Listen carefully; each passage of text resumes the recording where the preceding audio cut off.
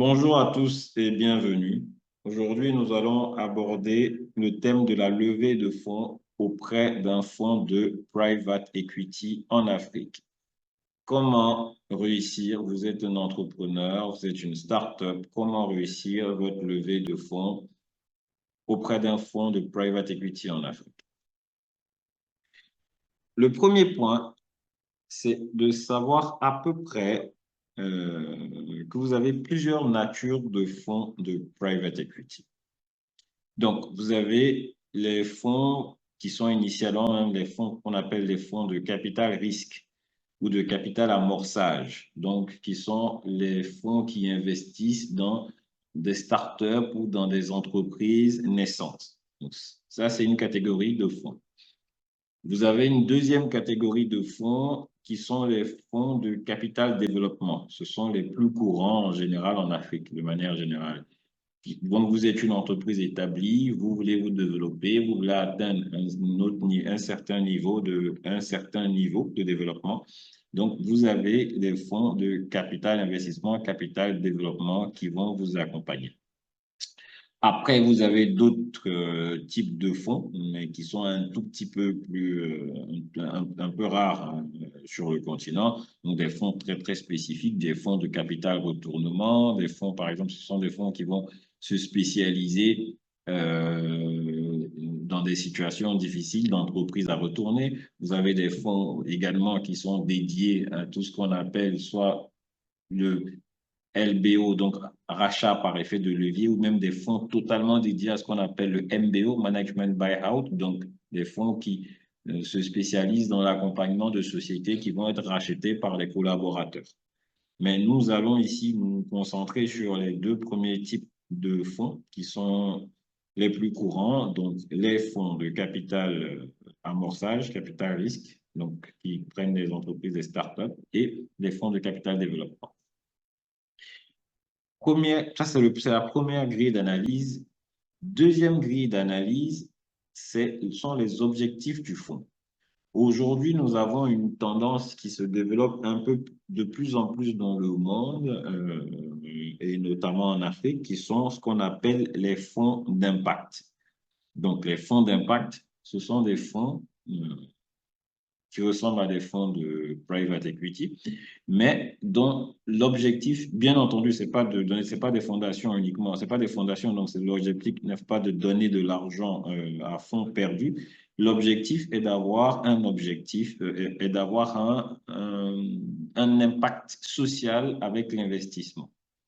Donc, j'investis, par exemple, vous avez un fonds, par exemple, qui va investir dans l'agriculture pour avoir un impact sur le développement des populations rurales. Vous allez avoir des fonds qui vont investir dans des entreprises ou des projets qui auront un impact climatique. Donc, ces fonds-là ont une composante classique private equity, donc ils cherchent un retour sur investissement, mais qui sera moins important, par exemple, qu'un fonds classique. Et en plus, ils ont besoin d'un retour sur investissement, on va dire, social. Donc, ça, c'est la première des choses. Vous devez savoir, donc, quel est votre stade de développement? Vous êtes une start-up, donc vous allez viser plutôt les fonds de démarrage, d'amorçage. Vous êtes une entreprise déjà établie, vous allez plutôt vous diriger vers des fonds de capital développement. Et au milieu de tout ça, il va falloir vous adresser, si vous avez un projet qui a un impact ou une dimension sociale, il va falloir s'adresser, vous pouvez vous adresser au fonds de capital développement classique ou au fonds d'amorçage, mais idéalement, vous devriez vous rapprocher de fonds à impact social. Donc ça, c'est pour la typologie des fonds. Donc, qu'est-ce qu'il faut savoir? Donc, on parle de fonds, c'est par abus de langage hein, quand on parle de fonds de private equity. En réalité, ce sont des sociétés de gestion de fonds. Qu'est-ce que ça veut dire? Donc, vous avez une équipe A, vous avez une équipe A avec une direction qui va monter le fonds, disons, Alpha Private Equity. Le fonds s'appelle Alpha Private Equity. Et cette équipe porte des gestionnaires de portefeuille. Et cette équipe va se rapprocher de bailleurs de fonds. Par exemple, ça peut être des bailleurs de fonds privés, ça peut être également en général des agences de développement. Donc, ils vont se rapprocher par exemple de la Banque africaine de développement, de la filiale privée euh, de la Banque mondiale pour mobiliser des fonds pour investir dans une géographie donnée. Donc, on va prendre un exemple très simple. Le fonds Alpha se rapproche de la BAD et de la Banque mondiale qui lui octroie chacune 20 millions d'euros. Donc, ça lui fait 40 millions d'euros. Et ces 40 millions d'euros doivent être investis, par exemple, dans les PME ivoiriennes ou bien dans le secteur financier en Côte d'Ivoire. Donc, c'est à ces sociétés de gestion-là vers lesquelles que vous allez adresser votre demande. Donc, qu'est-ce que ces sociétés attendent? Comment on se rapproche d'elles?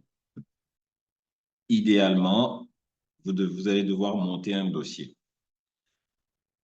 Sur le dossier, ce n'est pas, premier point déjà sur lequel on doit être précis, ce n'est pas la taille du dossier qui va compter. Parce qu'en général, on se dit, oui, si je monte un projet avec 100, 200, 300 pages, ou bien si le projet fait 10 pages, on va jamais me financer. Si le projet fait 200, 300 pages, on va me financer. Non, c'est pas ça.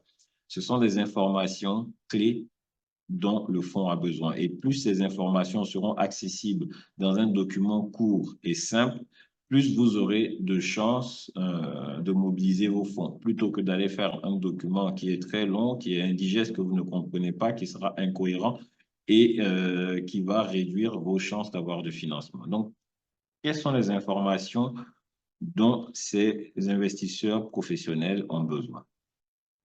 Premier point important, c'est la personne ou l'équipe qui veut mobiliser des fonds.